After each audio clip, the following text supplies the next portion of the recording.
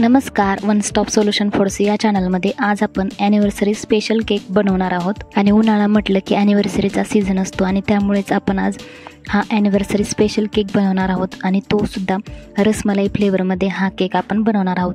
चला तर मग जास्त वेळ न घालवता लगेच आजच्या या रेसिपीला सुरुवात करूया. तर आजचा हा ॲनिव्हर्सरी स्पेशल केक आपण रसमलाई फ्लेवरमध्ये त्याचबरोबर 2 लेअरमध्ये बनवतोय. तरी ते मी व्हॅनिलाचं प्रेमिक्स घेऊन 2 टीनमध्ये हे बेस बेक करून घेतलेले आहेत. तरी ते मी मोठा टीन म्हणजे खालच्या लेअरचा जो टीन आहे तो 6 इंचाचा वापरला आणि दुसरा जो टीन आहे तो 5 इंचाचा वापरलेला आहे. आणि हे दोनही बेक केलेले बेस थंड झाल्यानंतर अशा प्रकारे डिमोल्ड करून घ्यायचे आणि त्यानंतर वरचा जो भाग आहे तो अशा प्रकारे चाकूच्या मदतीने काढून टाकायचा. यामुळे काय होईल, आपण जे शुगर सिरप वापरतो केक बनवताना ते व्यवस्थित शोषलं जाईल, त्यामुळे वरचा भाग हा काढून टाकायचा. तरी ते मी दोनही बेसचे अशा प्रकारे वरचा भाग काढून टाकलेला आहे. आता या दोनही बेसचे 3 लेयर्स आपल्याला करून घ्यायचेत. तर इथे बघा अशा प्रकारे केक स्लायसरच्या मदतीने मी या मोठ्या बेसचे 3 लेयर्स करून घेतलेत. त्याचप्रमाणे आता छोट्या बेसचे सुद्धा 3 लेयर्स करून घेऊयात.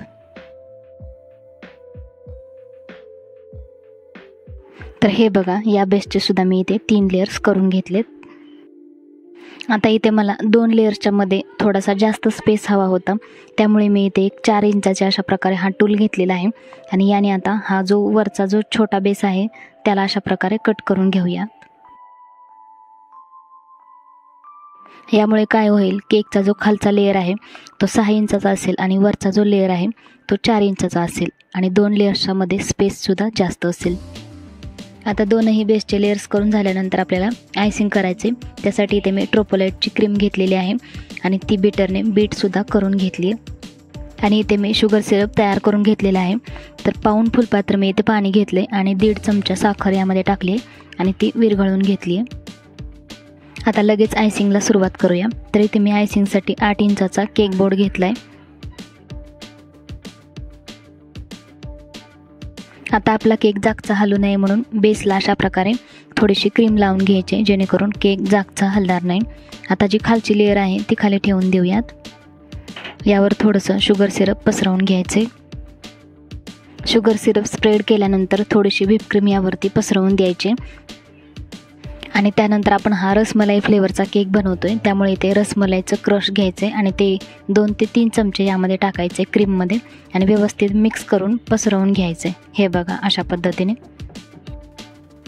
रसमलाईचं क्रश व्यवस्थित पसरवून घेतल्यानंतर केकची दुसरी लेयर ठेवायची आणि त्यावर सुद्धा शुगर सिरप पसरवून घ्यायचे. त्यानंतर व्हिप क्रीम म्हणजे सेम प्रोसेस आपल्याला रिपीट करायची आहे.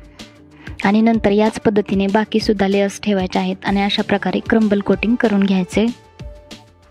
आता क्रम्बल कोटिंग केल्यानंतर हा केक सेट होण्यासाठी 10 मिनिट फ्रीजमध्ये ठेवायचे आणि तोपर्यंत जो वरचा लेयर आहे म्हणजे जो छोटा केक आहे त्याचं लेअरिंग करून घेऊयात.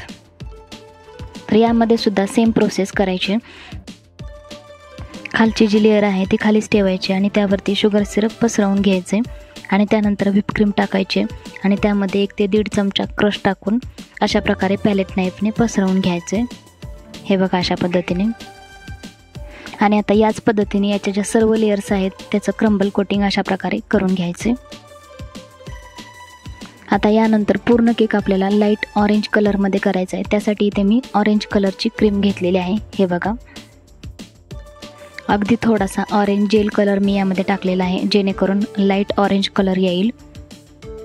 आणि आता ही क्रीम आपल्याला एका पायपिंग बॅगमध्ये अशा प्रकारे भरून घ्यायचे आणि आपल्याला केक पूर्ण या क्रीमने कव्हर करून घ्यायचा आहे.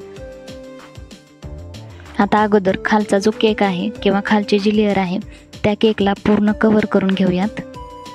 हे बघा अशा पद्धतीने पूर्ण केक आपल्याला या क्रीमने कव्हर करून घ्यायचं आहे. आता या क्रीमने केक पूर्ण कव्हर केल्यानंतर अशा प्रकारे पॅलेट नाईफ आणि स्क्रॅपरने याचं आपल्याला छान असं फिनिशिंग करून घ्यायचं आहे.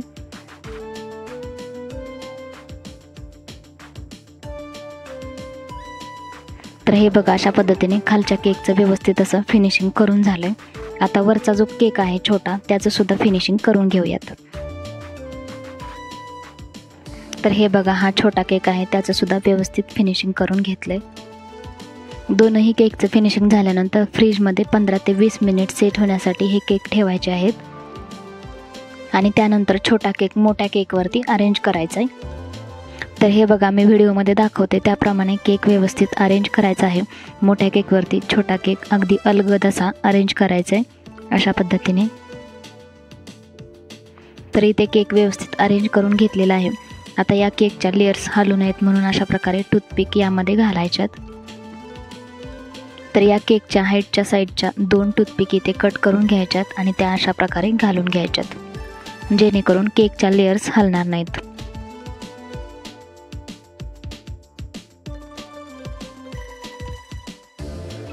आणि टूथपिक घातल्यामुळे थोडंसं फिनिशिंग खराब झालेलं आहे, ते अशा प्रकारे चाकूने व्यवस्थित करून घ्यायचे. आणि आता केकचं डेकोरेशन करूयात. आता डेकोरेशन करताना सुरुवातीला अशा प्रकारचे व्हाईट कलरचे शुगर बॉल्स टाकायचे. तर एकदम बारीक साईजचे मी शुगर बॉल्स घेतलेले आहेत, ते यावरती टाकूयात. आणि यानंतर व्हाईट कलरचेच मोठ्या साईजचे शुगर बॉल्स सुद्धा यावरती टाकूयात.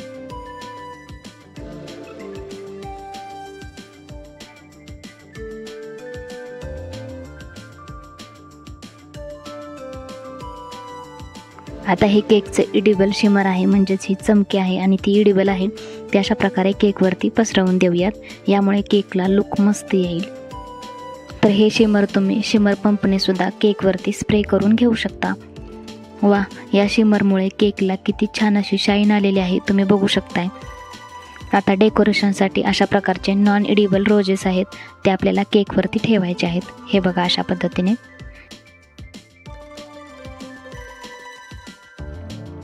तर इथे बघा, वेगवेगळ्या कलरचे म्हणजे मल्टी कलरचे रोजेस मी अशा प्रकारे केकवरती ठेवून दिलेत.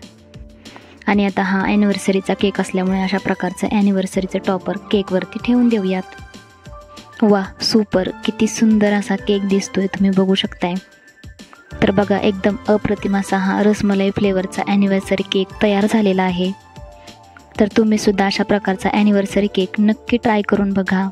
आणि आजचा हा व्हिडिओ आवडला असेल तर व्हिडिओला लाईक करा. आजच्या या व्हिडिओमध्ये आपण इथेच थांबणार आहोत. चला तर मग परत भेटूया अशाच एका नवीन व्हिडिओमध्ये. तोपर्यंत bye bye. Thanks for watching.